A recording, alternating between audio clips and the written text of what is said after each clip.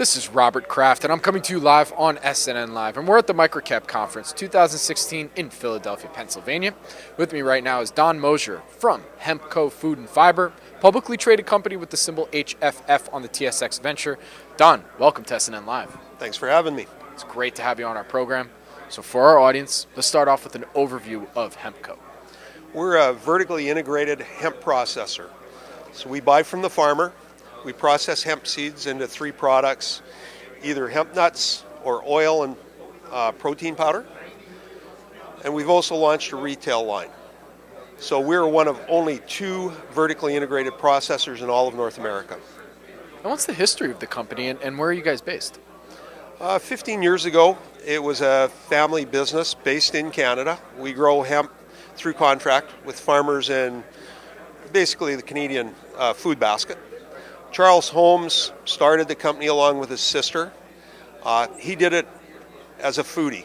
He was looking for the ultimate protein source. One thing that hemp always gets associated with is with marijuana, with the plant. So for those who may not know, what's the core difference between hemp and marijuana?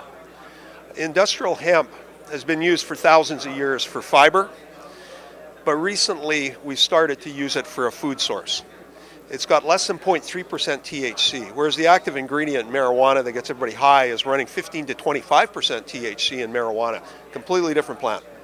So when we're talking about hemp as a food source, what are some of its applications? I've never used it for any type of cooking or anything like that, so please. So when you take the hemp seed and you remove the husk off it, you're left with a little fatty inside piece, like when you shell a sunflower seed.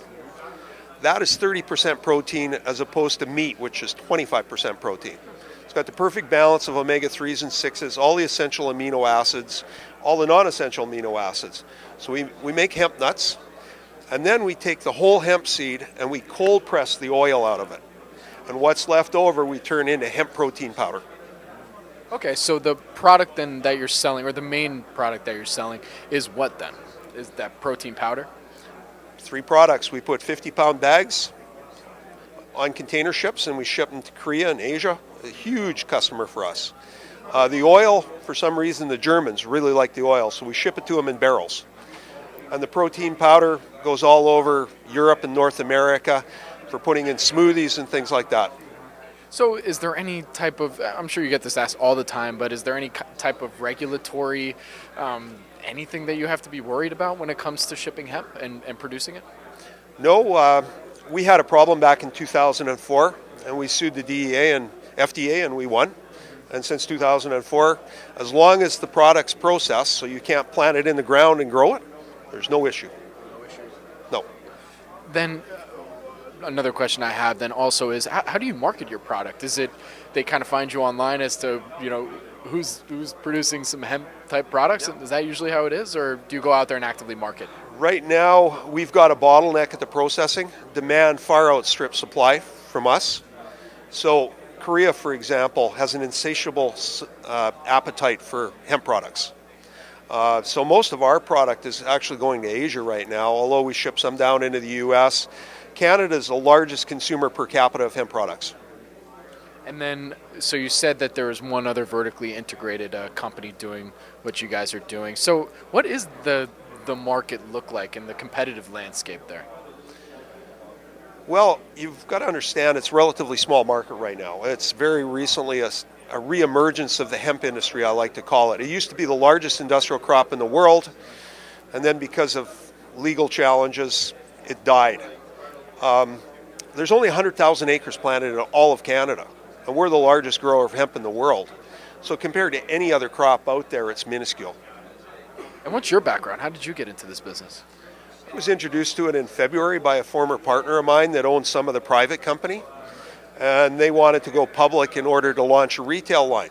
So take our three component products and start to build products like hemp protein powder with flavorings and that type of stuff. My background's financial, ex-broker, been in the business for 35 years. And from what you can tell me, what are some of the goals and milestones for the company moving ahead for the rest of 2016 and to 2017? We really want to see our retail line catch traction in the UK and Canada. So our goal is to start to see the retail line come on.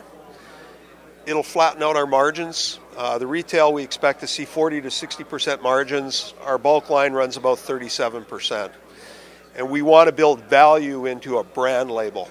Like, as we see more competition come into the industry on the bulk side, if we've got a label, that has value. And where can our audience go and find more information about the company?